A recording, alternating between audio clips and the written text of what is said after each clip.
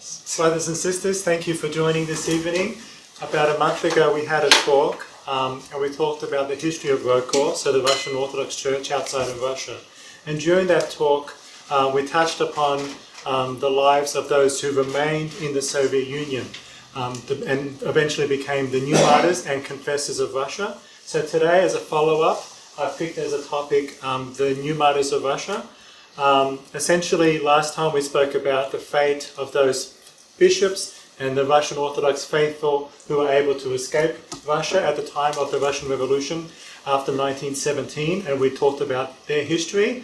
And today we'll talk about the history of those people who remained in Russia, which became the Soviet Union and the U.S.S.R, and how difficult it was to be a practicing Russian Orthodox believer in that time. So here quickly just an icon of the Russian New Martyrs and Confessors. And I've named this today, the Russian New Martyrs Unwilling to Compromise with the Spirit of the Times. And another tie-in that I'd like to remind you from that last talk was Metropolitan Anastasi. Right after the end of World War II, the bishops of the Moscow Patriarchate tried to reach out to him to try to normalize relations between the Russian Orthodox Church outside of Russia with the Moscow Patriarchate. And he refused, saying the church inside Russia does not have the same freedoms as the church outside of Russia, so we must be a voice to tell the world about what's happening inside the Soviet Union to Christians.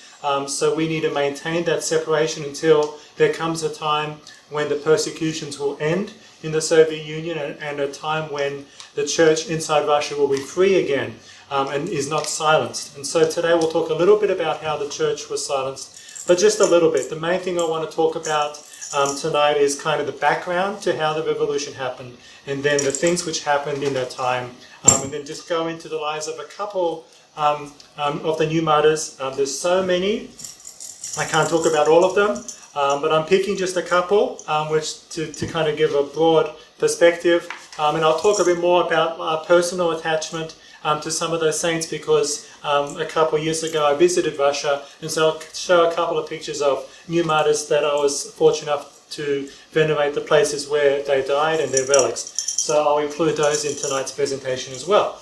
And then I'll stop a couple of times for questions, and so if you have a question, feel free to let me know what your question is. I'll try to answer.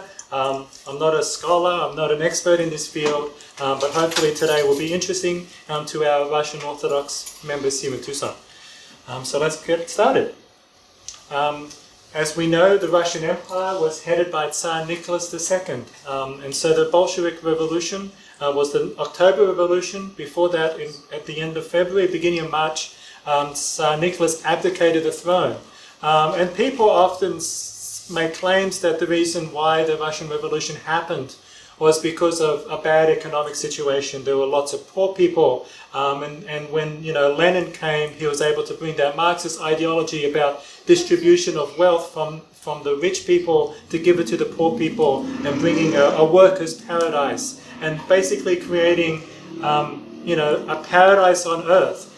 The reason why those messages that Lenin and Trotsky and all the other socialists and Marxists were able to bring, why it resonated, was because people had begun to fall away from church and had already lost faith in the Tsar. So basically, no matter what achievements Tsar Nicholas made during his reign, though it was never going to be good enough to satisfy the people. So even though he was very dedicated to the people, he loved his people, very dedicated to people, and he tried to support industry and modernization, industrialization of the Russian Empire.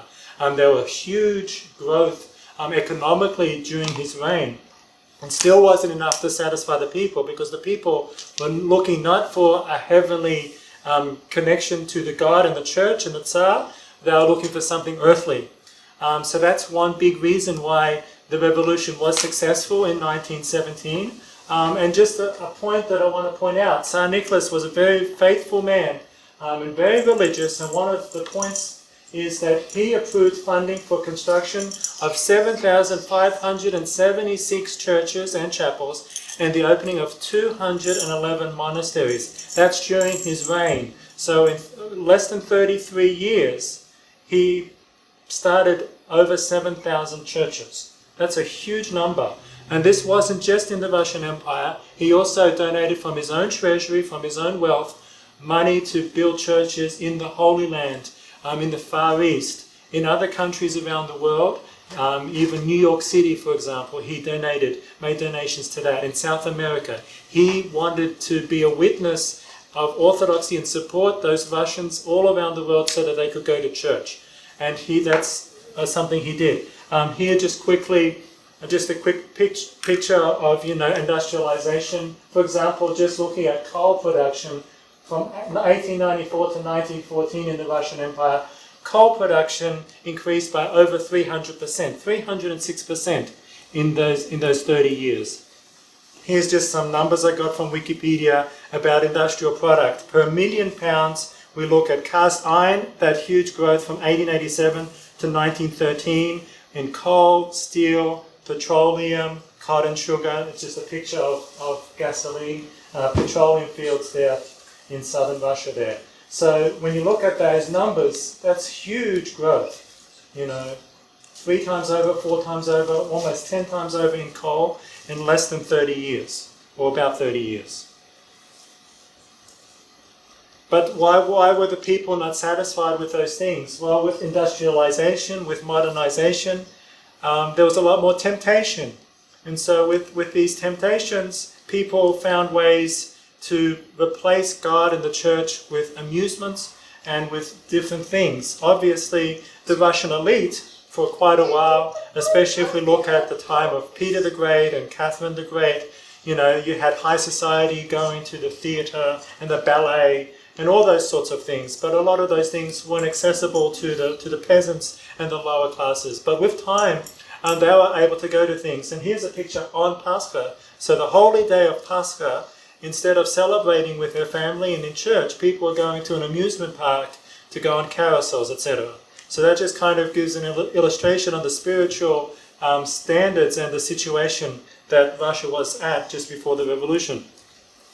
So they were ready when Vladimir Lenin came, and he offers a workers' paradise, and he offers peace, bread, and land. So when we think about the time, 1917, when he offers peace, what is that in response to? First World War, because Russia was in World War I at that time. So he offers the soldiers especially that were sick of this war, so he offers peace. He offers bread. Why does he offer the bread? Famines, yeah. Famines, people were hungry. Even though Russia was the breadbasket of Europe, and I showed in the previous slide how much wheat there was, people were still hungry, so Lenin offered to divide the food among everyone to make sure no one was hungry. And he also offered land to who? The peasants, because they had been working this land, even though they'd been emancipated many years earlier, over 50 years earlier, they didn't actually own the land they were working on, or some owned some of it, but not very much. He wanted to redistribute land across the whole country so that everyone had their piece of land. And people ate it up. He also.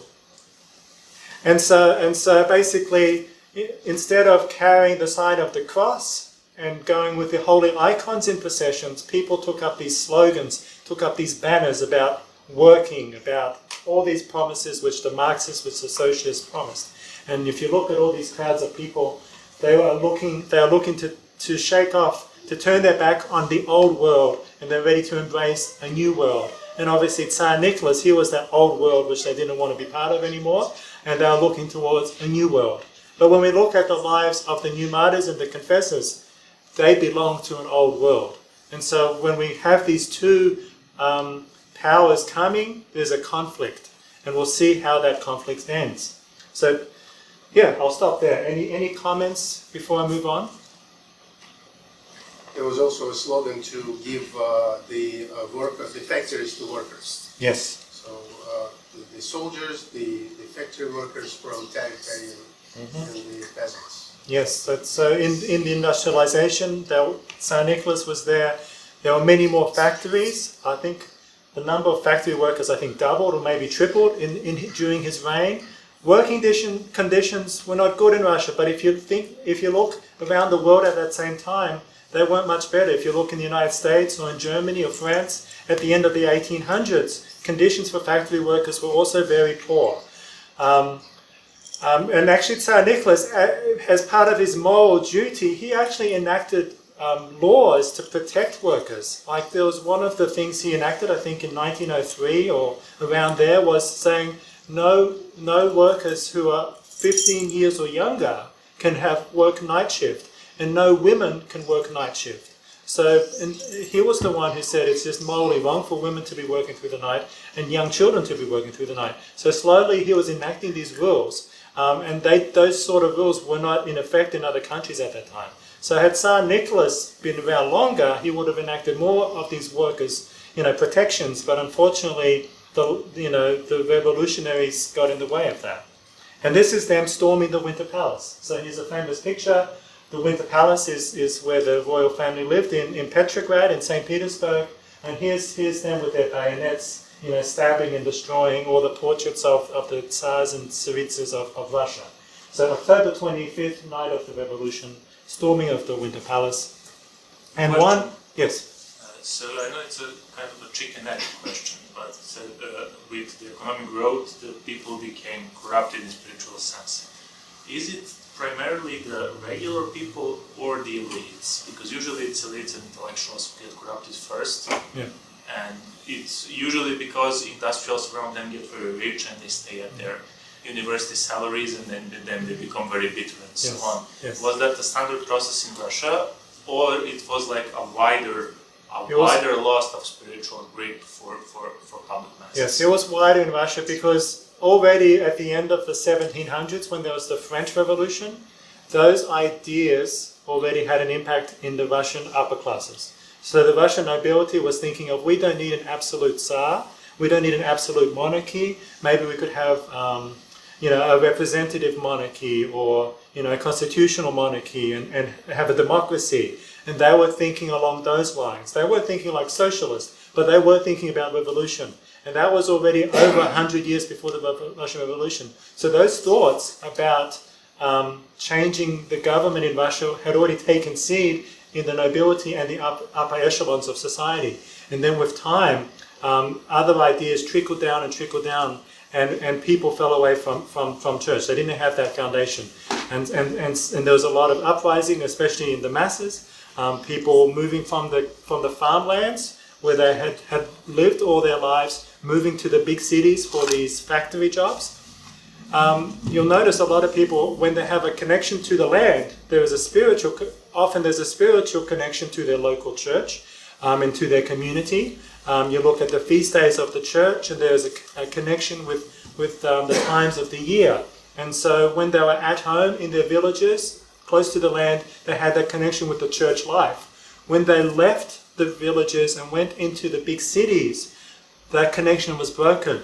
And so already these people are losing that atmosphere that the church provided. So you have Russian Orthodoxy was an atmosphere that kind of breathed into everyday life for all the people, but people kind of distanced themselves from that. And so that's why they are easily manipulated to take on these foreign ideas. Does that answer your question? Yeah, so basically it is the elites versus the people, and then the Tsar is the one who limits the power of elites. Yes. And the elites didn't like the Tsar. Basically, they turned on him, they betrayed him, and then the other people betrayed him. That's why we had the first revolution. The march, he abdicated. They pressured him to abdicate. And he said, everyone around me is a traitor. No, I have no one's support. And so it was just the nobility and his family members who forced him to abdicate. And he crushed to that. But then when the provisional government couldn't control the land, that's when they saw an opportunity for a full-blown socialist revolution. And that's when the October Revolution came. Lenin saw that opportunity. Because with the Tsar removed, communists basically had 7 months of free reign to do whatever they want. And rally the big masses. Yes. And these socialists, they were terrorist groups in Russia. When you look at the numbers of terrorists, I think there was 15,000 terrorist attacks in Russia. I think the 30 or 40 years before the revolution. So 15,000 people either killed or heavily wounded by terrorist attacks in the Russian Empire. And so there were socialists and Marxists who were part of these terrorist groups, and they were just committing acts of terrorism to scare people and to shake the foundations of the Russian Empire. And so people were starting to feel unsafe, and that was part of what destabilized the Russian people and the whole government. And so, you have, I'll talk about it a bit later, but Tsar Nicholas's uncle was killed by a terrorist bomb in 1905. That wasn't an isolated incident. That happened a lot of times, things like that. And another factor, I think, was that the church was very handicapped at that point, because Tsar Peter the Great established the ruler of the church by a non-priest. So basically there was a non-religious leader of the church. And during all these years, the church was handicapped. It couldn't really freely, powerfully influence the nation because there was all these constraints. And by the revolutionary years, it was felt very much because a lot of priests even didn't believe in God. There was a huge drop in faith in the church even. So that also provided this flow of these influences in the masses. Mm-hmm. So both hierarchs and lower class. Yeah, so it's all across the whole spectrum. So the first actual saint of this time was Saint John Kachurov. He was a priest, and he was the priest in Tsarskoye Selo. And just a few days after the revolution, on October 31st, 1917, he was killed. And so he was actually, has a connection to the United States. He was actually a missionary to the United States from 1895 to 1907 when he returned back to Russia. He founded a parish in Chicago. He was actually the first priest to die for his faith after the revolution. So there's that connection with American Orthodoxy and Russian Orthodox New Martyrs. At this time, right after the revolution, like Anatoly was talking about, the church was handicapped in that it didn't have a patriarch. So one of the first things the church did was have a council, and they elected a patriarch, and that became Tikhon. So Tikhon was elected in 1917. And so he was the leader of the church at this very difficult time. And you'll notice that he did not compromise with the atheist authorities. He did not make any deals with the Bolsheviks. Sometimes his message changed a little bit with time. At first, when there was a lot of instability and it wasn't sure whether the revolution would be successful and that the Bolsheviks would maintain power, he was telling the people, repent, and it won't be too late. And the Lord will have mercy on us if we repent, then this will be over, and then we'll come back to a normal form of government. But then that didn't happen, and the Civil War was over. And then at that stage, he gave courage to people to be strong in their faith, that if they are taken away, to not betray Christ and to actually die for him. And so here is a part of a message from January 19th, 1918, very soon after he became patriarch. I'll read it all. And if it should be necessary to suffer on behalf of the cause of Christ, we invite you, beloved children of the Church, to suffer along with us in accordance with the words of the Holy Apostle. Who shall separate us from the love of God? Shall tribulation, or anguish, or persecution, or famine, or nakedness, or peril, or sword?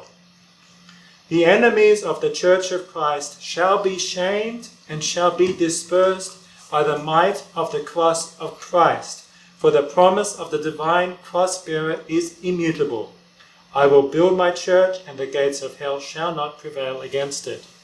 So basically he's saying that these Soviets who are anti-godly, they will not succeed in the long run.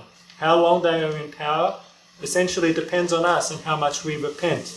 And as we can see, the situation in Russia was that dire that people had to repent for about 70 years, and many, many people spilled their blood because they would not betray Christ. But eventually, the Soviet Union did fall, and now we're seeing the church free again. So moving on, Metropolitan at the time in Petrograd, in St. Petersburg, the northern capital, was Vladimir Kiev, sorry. So the first bishop the first bishop who was killed. So I talked about St. John Kochurov was the first martyr. The first bishop that was actually killed as part of the revolution was the Metropolitan of Kiev. He went back and he was at the Kiev Caves monasteries. And then the Bolsheviks, they seized the Lavra, the Kiev Caves Lavra. They searched out, they tried to find the bishop, and they found him. And they took him, 5 armed soldiers and a sailor took the 70-year-old Archbishop, Metropolitan, and they took him to the monastery wall. And he asked them quickly to pray. And they said, yeah, make it quick. And here are his last words. He lifted up his arms to heaven and he prayed aloud, O Lord, forgive my sins, voluntary and involuntary, and accept my spirit in peace. Then he blessed the murderers with both hands, and then he said, may God bless you and forgive you. Then they shot him multiple times and he was dead. So this just shows the bravery of these church leaders. They knew how difficult the situation will be, but they didn't know whether they'll be taken away to a prison, whether they'd be taken away to interrogation, or whether they'd just be dragged out straight away and shot there on the spot. But either way, they were ready for that end, and then they prayed for those who shot them. So definitely a great example of how we must show love, turn the other cheek, and all those other gospel lessons. So these people had a high caliber of spirituality, and that's why they were so holy, and they were worthy of a martyr's death. Becoming a martyr isn't something we look for, and it's actually a mercy that God bestows upon that person who becomes a martyr, because he sees their great faith and gives them that opportunity to actually die for him. Many people don't have that strong faith, so they're not even given that temptation. But here, St. Vladimir, straight away, he does exactly what should be expected of a true Christian, and he asks the Lord to forgive those who offend him by killing him. Now we'll go to Metropolitan Benjamin of Petrograd. Very similar situation. The other end of the Russian Empire. He was the Metropolitan there, and he maintained faith too. So, we see the difference at this time. Essentially, these difficult times try people and their faith, and there are 2 different outcomes. Either people rise to the challenge, and we saw St. Vladimir rise to that challenge, and we'll see St. Benjamin rise to that challenge, or some people crumble under the pressure, and then they, make compromise. And so here's another great example. He had a trial. The Soviets actually created a trial for Metropolitan Benjamin and several other clergy. And here's what happened. He was faced with his sentence, and he said to the tribunal, I do not know what sentence you will pass upon me, life or death, yet whatever your pronouncement, I will raise my eyes upward with the same reverence. Make the sign of the cross, and here he crossed himself, and say, Glory to thee, O Lord God, for all things. So back to St. Tikhon. So he's seeing this, Metropolitan Vladimir in 1918. He was killed in February, and the bishops were still in Moscow at that council, and he's leading them. And the bishops are getting together to support him. But then, with time, the famine came in 1921, 1922. It was an artificial famine because essentially the Soviets were not allowing the peasants and the people to work their land as they had for many years before that. Basically, they forced them to collect everything and give it to the communes and give up their property and the things that they collected. And a lot of the peasants didn't want to do this, and a lot of them just walked away. And you had all these fields ready to be harvested were just sat, with nothing happening to them. The supply chains were all messed up. Basically, the way to get the wheat from the fields to the silos to the storehouses or whatever, all of those things were all disrupted by the revolution. So even though Russia previously had plenty to eat, plenty of food, basically there was huge starvation. So in 1921, 1922, and the church created charities.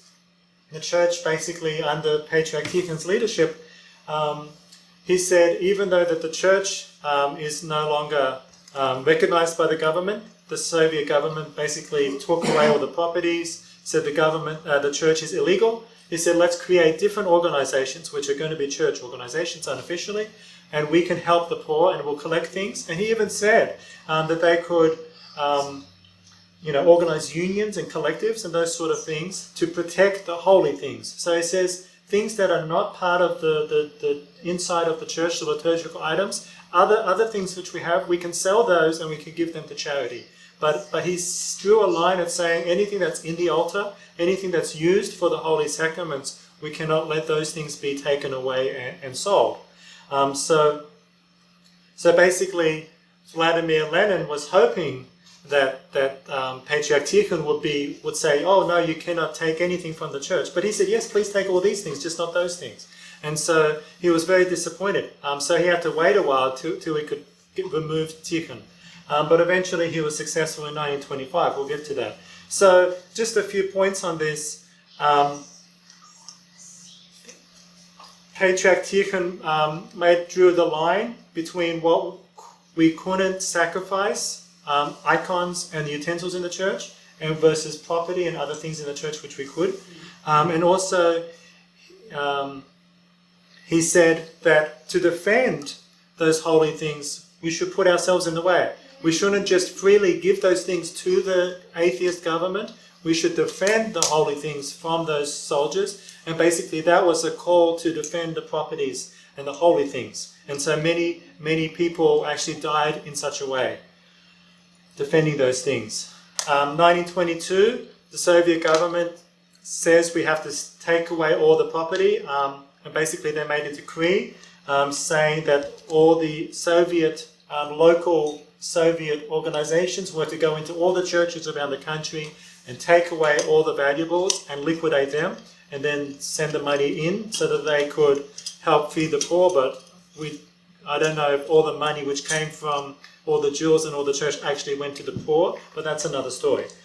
So here's just a picture of them taking inventory, a whole bunch of mitres which have all these jewels in them. They're removing and weighing. Those jewelers who were given those orders, from these merchants and from these rich people, when maybe there was a miracle in their family or to thank the church or glorify the church, they would order a beautiful icon to be painted with a gold, case, a gold riza with jewels. Those same jewelers who had created all those beautiful relics and shrines for the churches, they were the same people who would later on be taking them apart. And so here's a picture of them taking apart all the pearls, or the gold, or the silver, or the jewels and everything, and categorizing them. Here's confiscation of all the icons and the banners and all the relics in the churches. So they just went in and they just stormed these churches, taking everything out of them. They destroyed the churches. Here's the whole village basically pulling down the dome of the church. I put in Christ the Savior Cathedral. This was later under Stalin in 1933, but that was the biggest cathedral there in Russia, and they blew it up.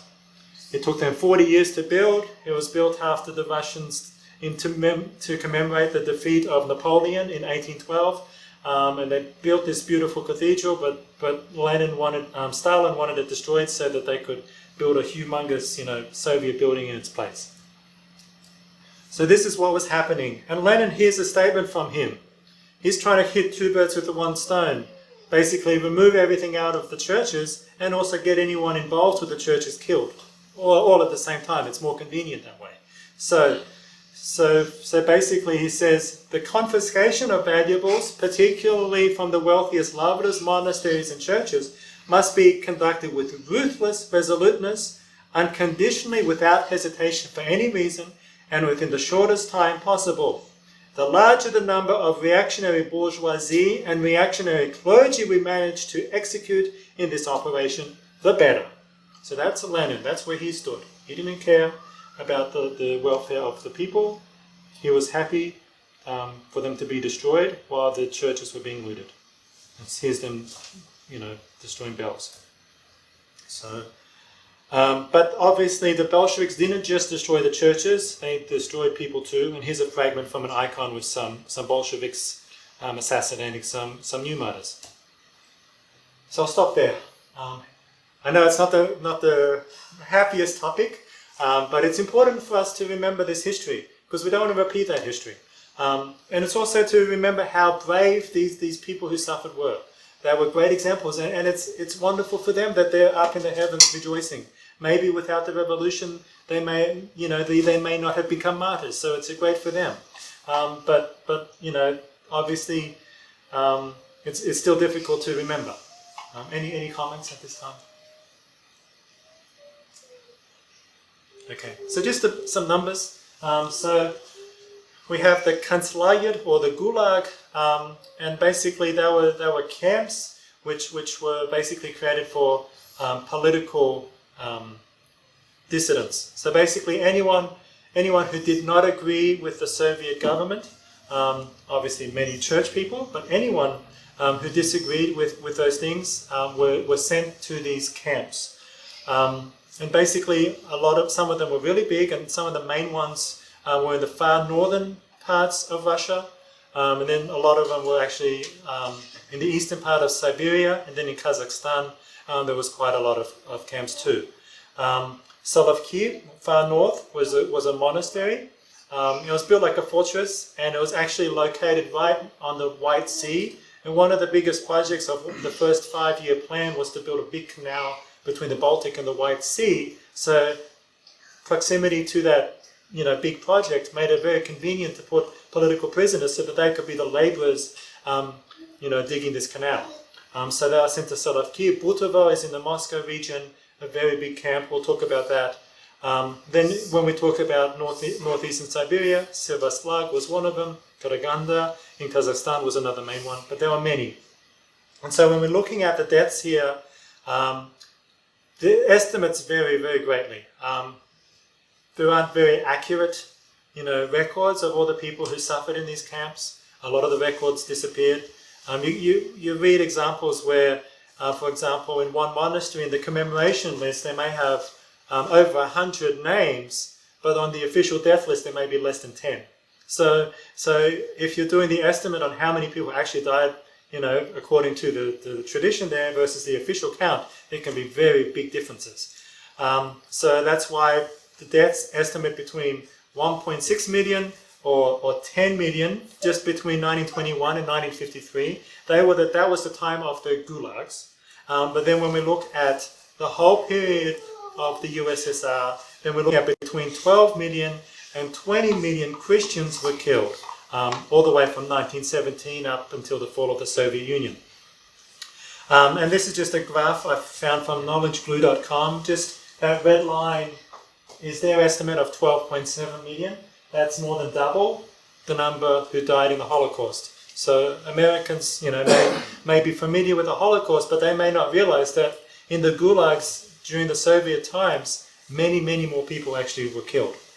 So this just puts a bit of perspective on how drastic this was that we're talking about. Solzhenitsyn, he lived at that time.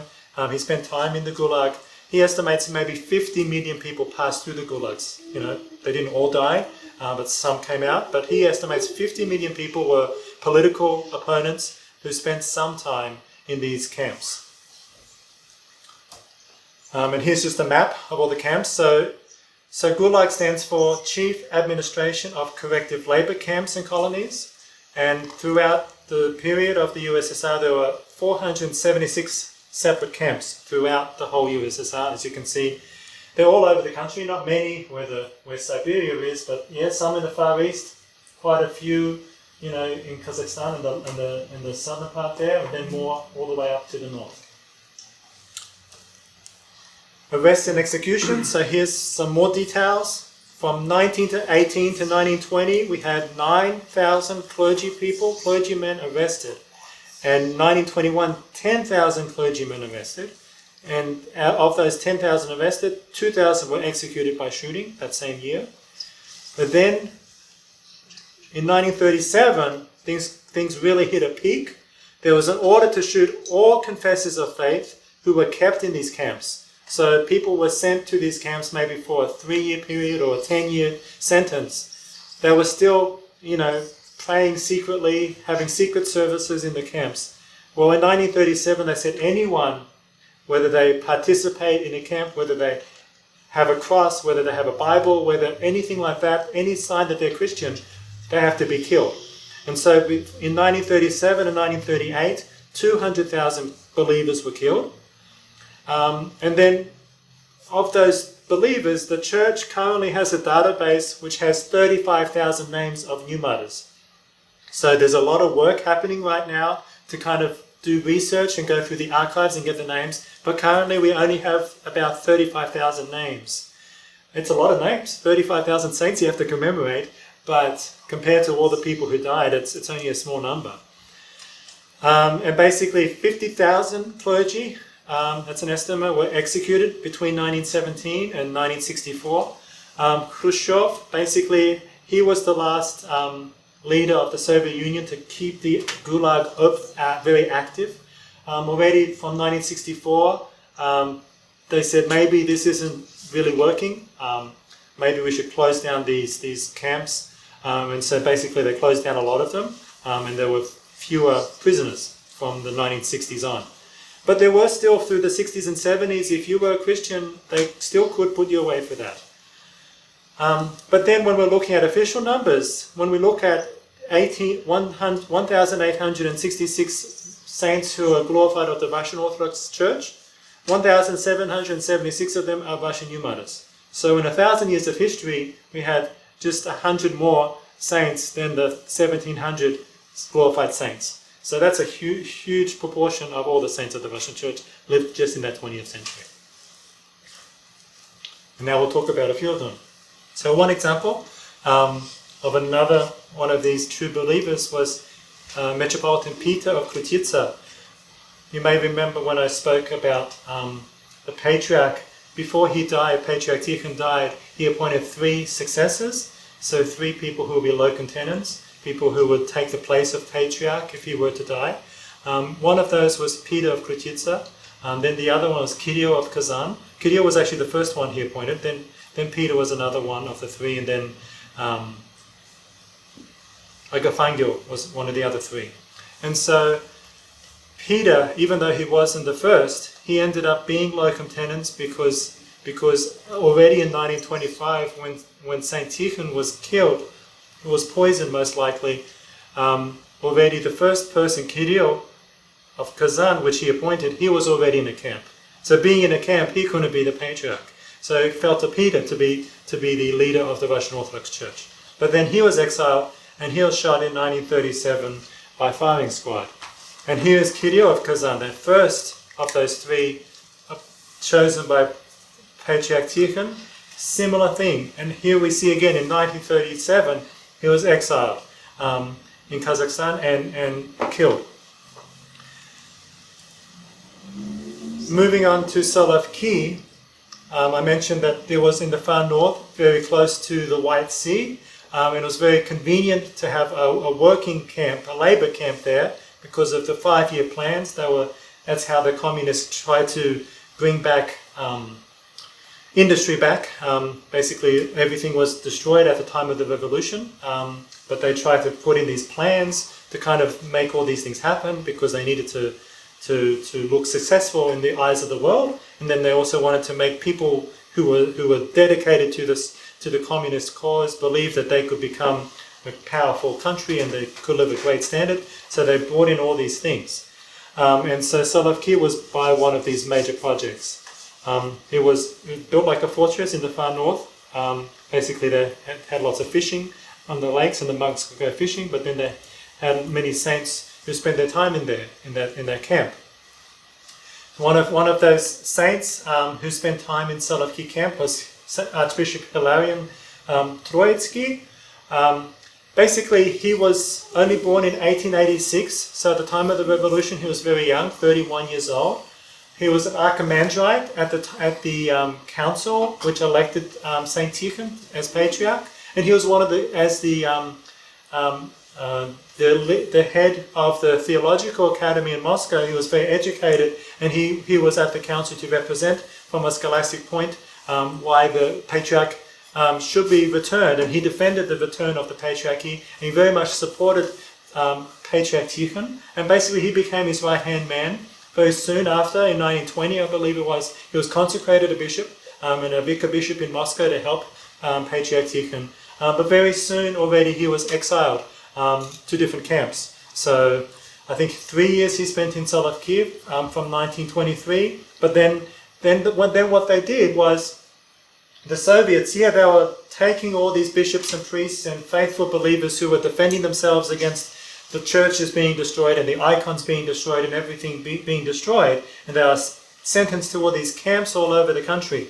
While that was happening, they realized that this church was still alive, and people were still faithful to the church. So they tried to, instead of just extinguishing the official church, because it happened for a couple of years that it was unofficial and they had no legal status, they thought a quicker way to trick people will be to create an alternate Orthodox church. So basically they had these bishops who had been married twice. They called them bishops of these Renovationist church, and there was the Living Church was one of them, and there's all these other Renovationists, and they tried to bring in all of these innovations into the church. And basically they went onto the new calendar right away, and then they said that bishops could be married, and then the priests could be married a second time, and they tried to make the fasting periods in the church shorter, and then they shortened the services and all these things. But people realized that what was happening in these churches, that wasn't true Orthodoxy, and they weren't going to these churches. But they tried to convince Saint Hilarion, because he had so much respect among the people. They tried to convince him, and they brought him out of Solovki, took him to Moscow, I think it was, and they tried to pressure him into leading this Renovationist church, because they felt if he could be the leader, and they promised him a white claw book to make him a metropolitan. They promised him to be the leader, and then other people would follow. But he said, no way. And so he said, no way, I'm not going to join you. I'm going to stay true to the Patriarch Tikhon and the true Russian Orthodox Church. And so he was sentenced again to more years in camp. Eventually, he was being transferred in 1929 to another camp in Central Asia, and that's where he died in transit from louse-borne typhus. So obviously he was very weak and unhealthy, and then he got this typhus and he died from that. So when he talks, when the people in the camp talk about it, he actually talks about like serving Pascha. So there's an example where he served a Pascha service in the camp. It might have been in the bakery, I can't remember, but they found a secret place in the middle of the night to serve the Pascha service. And a few of the other monks and the priests said, well, where can we have the secret service? Let's do it. And he says, okay. He says, so we'll just start with matins, right? He says, no, we'll do midnight office. He says, okay. So he starts, and he says, blessed is our God. And they start them, and they whisper. The whole service was at a whisper. And then they sang by memory. They had no service books. So they sang by memory the whole, midnight office. And then they went into the matin service. And they sang it all by memory. And that's how living the services were to these people. That they would attend service and participate in the life of the church. That they memorized the services completely. So that when they were in a camp, without any service books, they were able to say the whole service. So that's just a quick example. Another one, maybe you've read the book Father Arseny. It's a famous book about life in the camp. It talks about Solovki, and it is an example where they met Saint Hilarion as well. And one of the other monks was saying, Vladika Hilarion, how am I meant to cross myself? Here I am working with the sewage. I have to clean the latrines and clean the sewage, and I'm all dirty with, excrement. What am I meant to do? How can I cross myself with my hand when I'm praying? He says, well, don't cross yourself with your hand. It's dirty. When you get back and you clean up, then you can cross yourself when you pray. But while you're working, cross yourself with your eyes. Go up, down, and right to left, and make a sign of the cross just with your eyeballs. And that way you can participate in your prayer. And so he was a true ascetic, a true man of prayer. But yeah, he was even though he was young, less than 40 years old when he died, or maybe 43 years old when he died. He's just one example of many, many great saints. Here's another example. So I've spoken about several bishops. I wanted to include some lay people. So here's a Grand Duchess, or Duchess, Kiriyo of Kazande. So part of the nobility in Russia. She maintained her faith. She went to the catacomb church. So when we were talking about the official church, it was being persecuted, and they had the Renovationists trying to trick these people into this fake Orthodox organization, which wasn't the true Orthodox Church. People didn't go to that. They saw through that. So the only way they could pray and participate was to go and have secret services. So that's called the catacomb church. And they would meet, people's apartments or in other places in secret. And she was a participant in one of these secret churches. And they found her, and then she was, sentenced to camp. And they said she's, a counter-revolutionary. She must go to the camp. They gave her a 5-year sentence. They released her after 4. But then they arrested her again in 1937. And this, as we know, 1937 was the year when anyone who had faith and found themselves in one of these camps, they were killed. So she was one of those who was killed by firing squad that year. Another example, Saint Vladimir, also 1937. He was a layperson. He had clergy in his family, but he never became a priest or a deacon or anything. He was actually a teacher in seminary before the revolution. He would teach Russian and the language arts. He was very educated. In the 1920s, he organized orphanages and he tried to help the community. He was arrested many times and then released again, because he kept, manuscripts. Back in the Soviet time, all the printing presses were stopped and they couldn't have Bibles or prayer books or any liturgical books or any literature about the saints. So they would write manuscripts. And so he was found, documenting lives of saints in these handwritten manuscripts, and he was sent to the camp for that. He was sent to Solovki in 1929, released. Then he was sent to Kazakhstan in 1937, and he actually participated in secret services in the camp. So these people were so brave, they knew what would happen to them if they were found, but still they had these services in these camps. They sang by memory all the services, but when they were found out, they were killed, usually by firing squad. Saint Sergius Mitrov, he was in Moscow, so his father, and it's actually his saint's day. Saint Alexei Mitrov, his day is today actually, is the father of Sergei Mitrov. And Saint Alexei, he was a regular parish priest. He had 5 or 6 children, one of them is Sergei. He was married and he was at his parish, but then his wife died. So Sergei, I think, was 9 or 10 years old when his mother died. And Saint Alexis was, obviously very shaken by his wife dying, and he spoke to Saint John of Kronstadt. What do I do? What can I do? How can I continue serving? I have a young family. What do I do? And he says, focus on having a church family. All the sorrows that other people have, because of your experience, you'll be able to, relate to them and support them.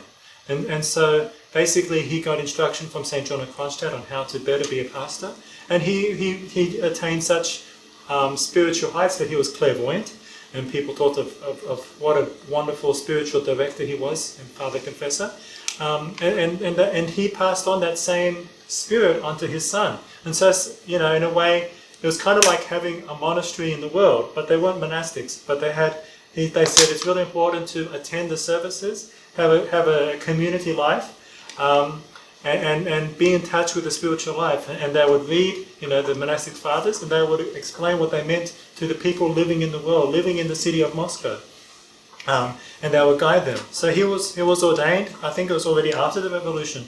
And very soon, the Soviets closed down his church, and he was serving in secret somewhere else. And he was part of the catacomb church as well.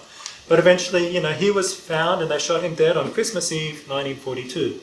And we don't know where he is buried. But yeah, his father, Saint Alexei, it's his saint day today, and Sergei was killed Christmas Eve, 1942. But that's just showing what wonderful priests there were, which unfortunately couldn't serve to the full extent. They were trying to adjust to the times. Anatoly was talking about how the church was handicapped, and it kind of lost its way, and the parishes were organized very administratively, and there was a lack of spirituality. Well, there were good priests still who were trying to keep that alive. So not all priests had kind of become chinovniki, administrators, but they actually were true servants of Christ and true servants to the people that they served, and true men of prayer. And those are the ones who are worthy of martyrdom, but the ones who were just ordained clergymen for the paycheck, who, because they got paid well, they're the ones who were easily persuaded to join the Renovationist Church. They were looking after their own skin. They didn't care if they were canonical or not. They just wanted to be busy and have bread on the table. And so they were the ones who easily betrayed the church. But the ones who had that true spirit, they kept serving as well as they could, with whatever means they could. And then often it would end in a martyr's crown for those.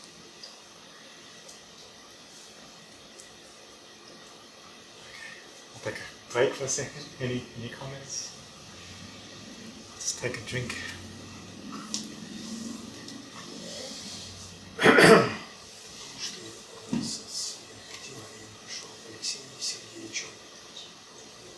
So, I talked about R.O.C.O.R as one of the big camps. Bultova was another very big camp. It was the place where the NKVD, basically the secret police at that time, would send any dissidents, and they would be killed in mass graves, basically. And we'll see a picture. And so one of those, again in 1937, who died in Bultova was Metropolitan Sergius Chichikov. He was Metropolitan also of St. Petersburg in the 1920s, I think. He already retired, so he was no longer active in the church. He was an old man. He'd already retired a year or two before this, but they still took him away and killed him.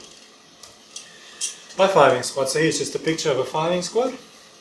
Not the most efficient way to kill a person, but that's how they did it. So when we look at Bultova, from 1937 to 1938, there were 20,761 people killed. They're not all martyrs. Some of them were political prisoners. Some of them were 15-year-old boys who stole a piece of bread, and they were sent there and killed for that. But there's all different sorts of examples. But just in that 15 months, 20,761 people were killed. Most of them for their Christian faith. And here's an example of the firing squad.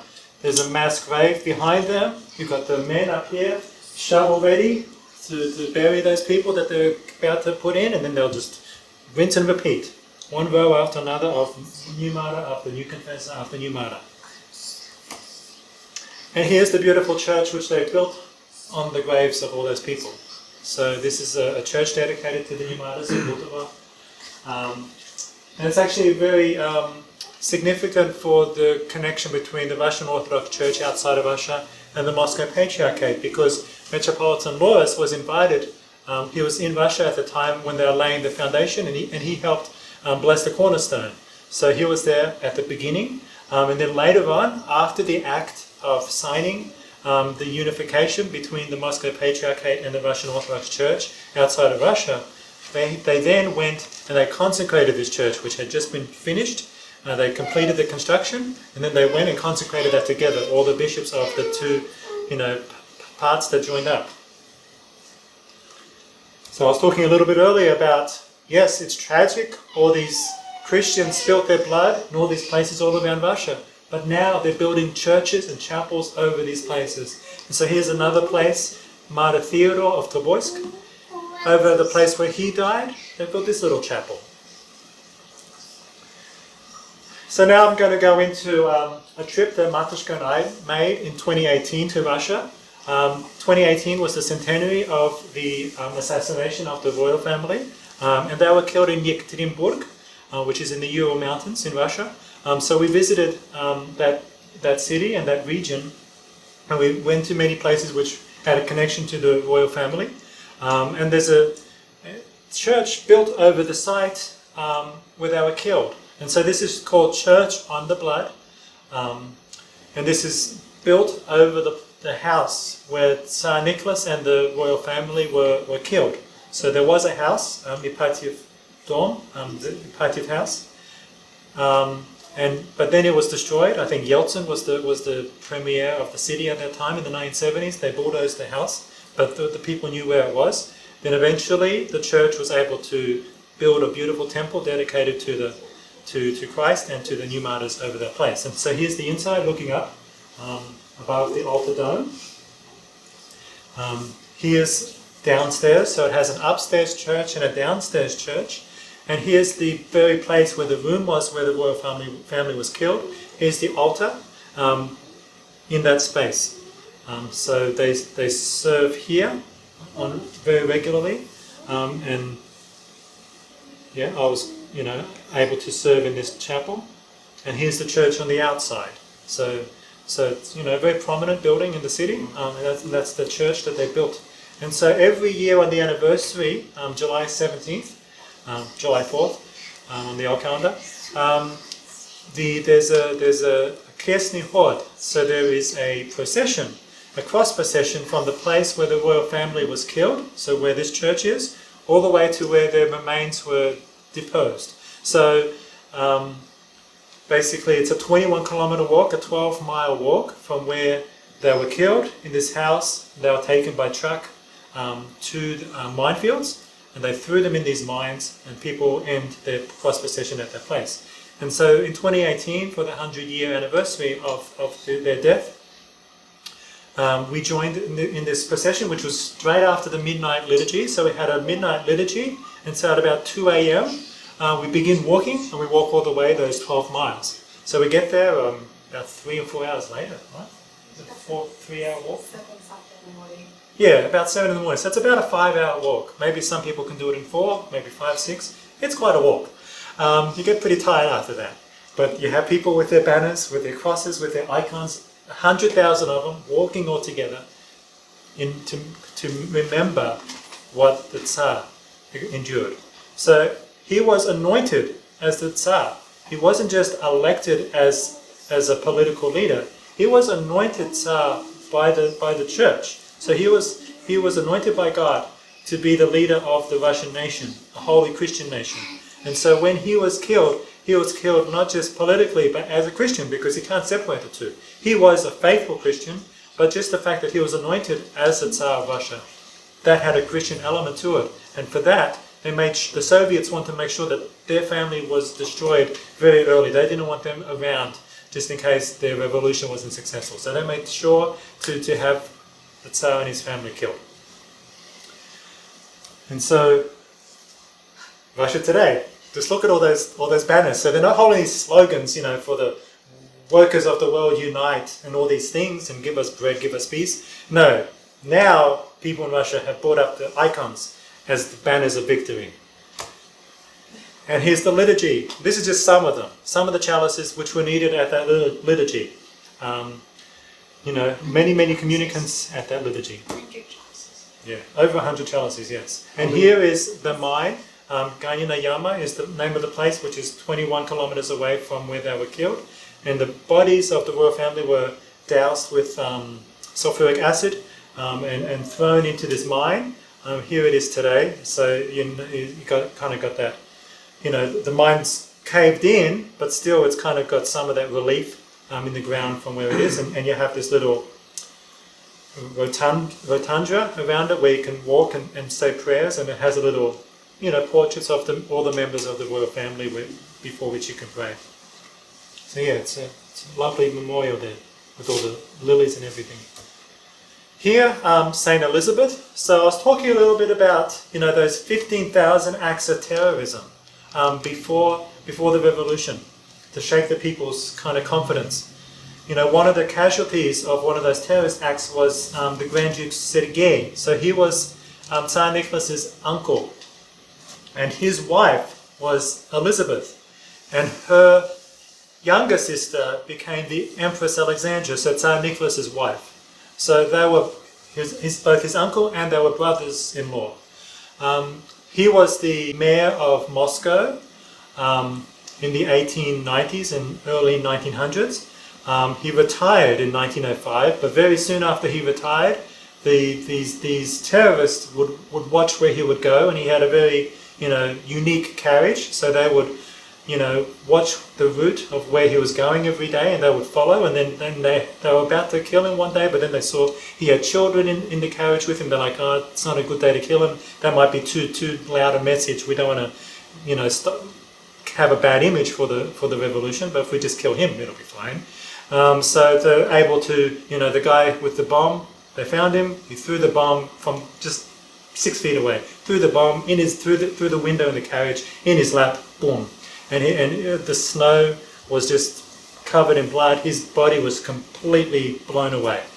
And they say like parts of his fingers ended up in the roof, in the gutters of the neighbouring buildings and stuff like that.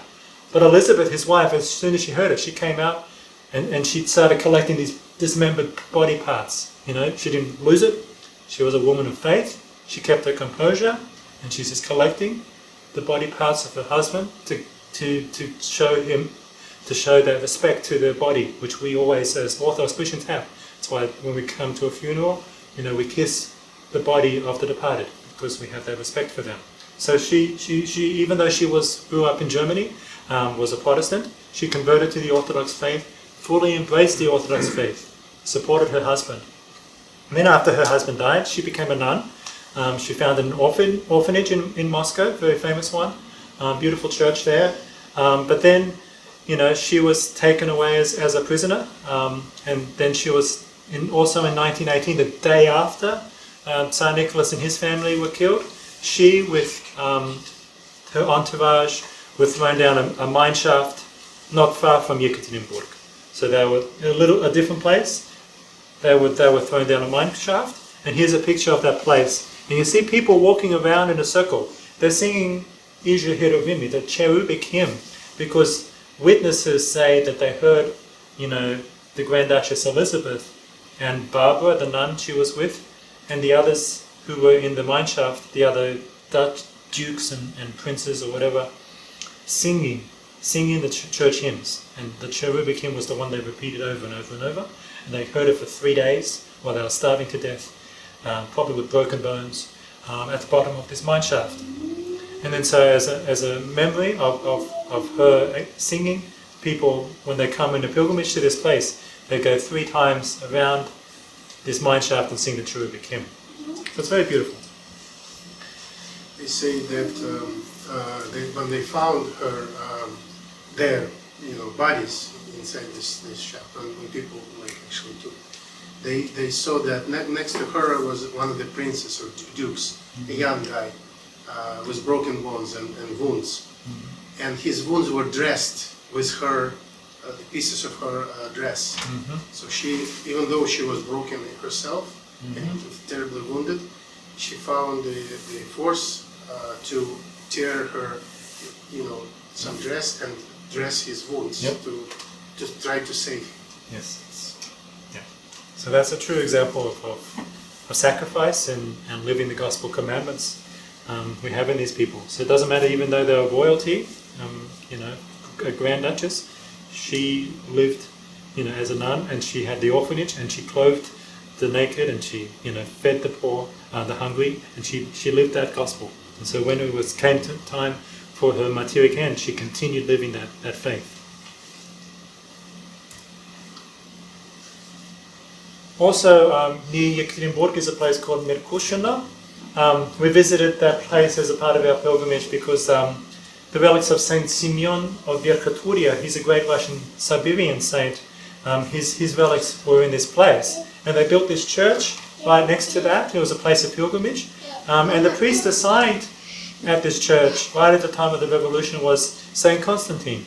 And so he was born just in 1896. So he was only 21 years old in 1917. And that was the year he graduated seminary. And he got married and ordained right away.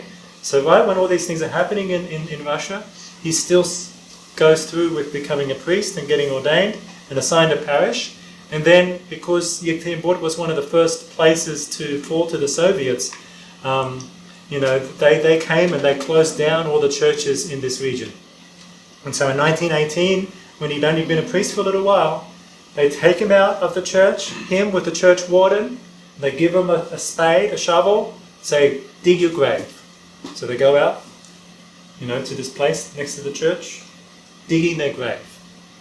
And while they're digging, what does he do? He sings his own funeral service.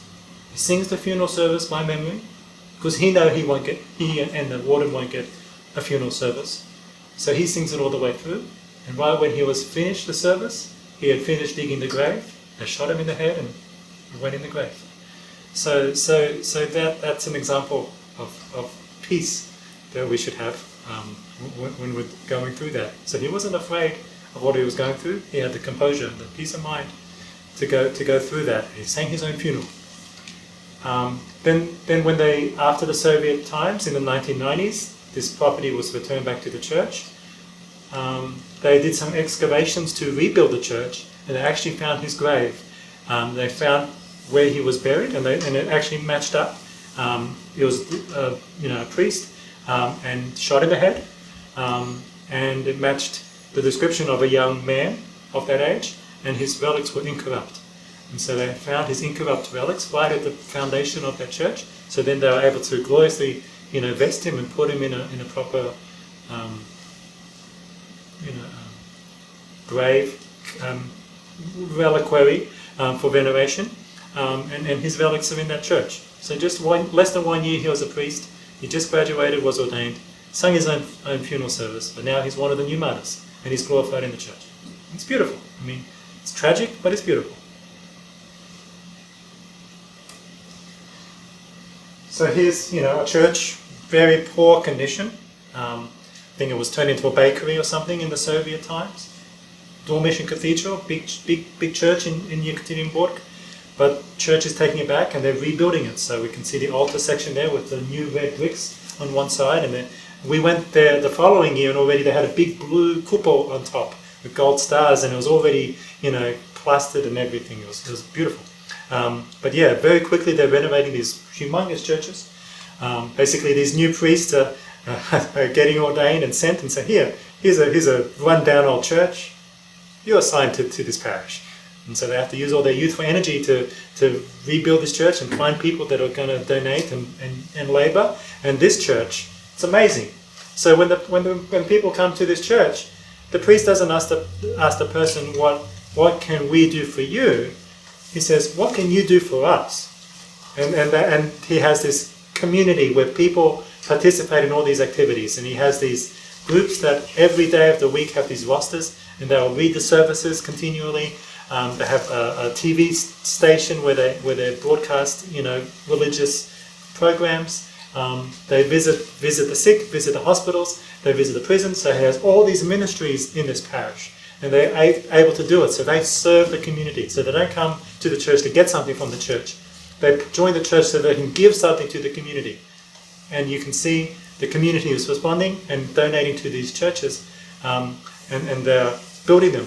And so people donate bricks. So basically, they have a certain price per brick, and there's tens of thousands of bricks you need for a church this big, and people donate, and their name is, with a black marker, written, or chalk, written on these bricks, and you go on the inside and you can see all these people's names who donated to these bricks and commemorated.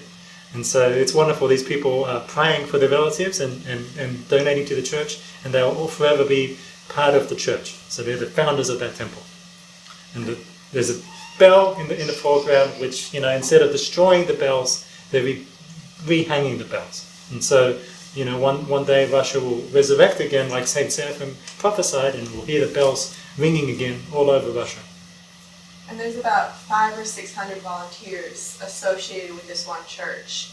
And something that they do is each of the groups that have different ministries, they all have a day assigned for the week. Every single week they have an caucus together. So there's this not just work, but they actually have a life of prayer, which is really important in the community, just as we had a caucus tonight, that they have that going on too. And all over Russia, you'll see memorials to the New Martyrs, or specifically to the Royal New Martyrs. I believe this one is to the New Martyrs in general, but these memorials help remind people of the blood which was spilled and the sufferings that they endured, and remind us that no matter how difficult our life is compared to these struggles which they experienced, the temptations and the trials which we have come our way, are minor in comparison. And they have this connection. Tsar Nicholas built all these churches, like I said, all over the world and in Russia. By remembering him, they're able to rebuild and build new churches all over Russia as well. So it's just wonderful to see this resurrection. And so we continue with, here's a chapel, the Iveron Chapel. It's in Moscow. It's the Voskresenskoye Vorota. So you have the resurrectional gates. They were there, built, I think, by Ivan the Great, Ivan the Terrible, or one of the princes back then. Stalin, of course, so he could have his military parades with his tanks going through the Red Square, had the chapel removed and had the gates removed. But then in 1995, the Russian government, said, let's rebuild let's rebuild the gates and let's rebuild the chapel. And so there's an icon of the Yvonne, icon of the Mother of God, and people come and pray, put a candle up, then they enter through the gates into the city. It's one of the main entries into the Red Square. So that's what people do. And St. Nicholas himself, would often, go and pray, venerate the icon, then go into the city. And so, people, that's what we're meant to do. We're meant to put God first and praise the Lord first, and then go about our daily business. And so this is a reminder that Rush is trying to remember that. And when we were there, this chapel was full of all these candles and all these people. It's tiny, but it's, packed full of people. And I showed earlier, Christ the Saviour Cathedral, blown up in 1933. The Soviets tried to build a humongous building on it, but it just wouldn't work out.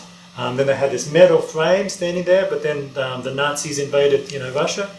Then they had to destroy the foundation, and then they could never build anything, so it was just a swimming pool for many years. And then they were able, back in the 90s, from 1995 to 2000, they rebuilt the Christ the Saviour Cathedral. Just exactly, they had all the designs and the plans, and it was all photographed and documented from the original, and they made an exact copy, except for a couple of details. It's an exact copy. And so it's there today. And it didn't take them 40 years to rebuild, just the 6 years to rebuild. So we're getting to the end here. I just touched on the lives of a couple of these new martyrs. Many of them are documented in a book which was written by Ivan Mikhailovich Andreev, which was translated by Father Seraphim Rose and Father Herman. If you can get that book, Russia's Catacomb Saints, Lives of the New Martyrs, published 1981, I want to say. I think you can find used copies on Amazon. Try to get a copy, or you can download the PDF and print it off. Has lives of many, many more saints in the life of the catacombs. I barely touched on the catacombs. I didn't even touch Sergianism today, and those battles. Lots of interesting topics. I hope today was interesting. Just listening to the lives of the new martyrs and what they endured in these camps, and that spiritual turning away from God and the casualties of that. But then those who did not turn away from God, what happened to them? But then they laid the seeds, essentially of the church again to resurrect. And that's what we're seeing today. And Father Seraphim said, if you can't follow the fathers living directly before you, how can you follow the fathers who lived before them? So we have the patristic tradition in the Orthodox Church. We have the teachings of the fathers, and they are passed from one generation to another generation. Just like we had Saint Alexei passing on that, that spiritual experience to his son, Sergei Mitrov. If we can't take something from the 20th century saints, how can we participate and understand what the ancient fathers were giving us? So it's important for us to have that close connection to the 20th century saints, who had that connection to the 19th century saints, to all the saints before them. And that's what we are as the Orthodox Church, a continuing chain of sanctity from Proto-Martyr Stephen all the way up to today's day. And so basically, just a reminder that, if we're feeling that our cross is too heavy, let's pray to the new martyrs that they help us endure that cross. And also the society around them. People were embracing this socialist ideology, but they stood up to their traditions. They did not turn back on the old world. They maintained those old traditions.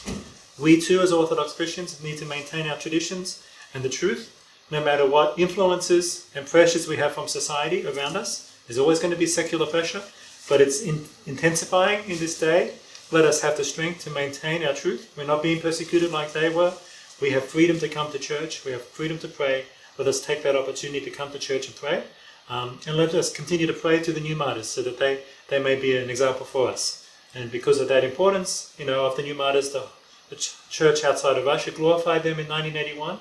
And then once communism fell, the Moscow Patriarchate, in bits, glorified the saints too. In the 90s some, in late 90s more, in 2000 the royal family and many more. And they continue as they research and find names. Right now it's 35,000 names, but they continue to find more and more new martyrs, which they add to the list of glorified saints in the church. So it's wonderful to see that, the number we had, I think, was about 8,000 that R.O.C.O.R glorified in 81. Now it's, it's more. So it's good to see that it's constantly growing. And here's a church built near Lubyanka, which was the center of the NKVD or the KGB, whatever the secret police name at the time. Many Christians were persecuted in that building as well. And this is Stensky Monastery. They've built a big cathedral right next to where that Lubyanka is. So it's dedicated to the New Martyrs, and it's wonderful that it's in the center of Moscow. And instead of Lubyanka being a place where people are interrogated and killed by the secret police, we have this beautiful church right next door, glorifying those saints. We here, outside of Russia, commemorate the New Martyrs. In Russia, they commemorate the New Martyrs. Tsar Nicholas built all these churches. In Russia, they'll be building all these churches. We're praying to those same saints, and we're trying to build churches and be a witness of Orthodoxy outside of Russia. So let's maintain that spiritual connection. So I'll end it there. Thank you. Thank you. Good night. And we'll stand for prayer.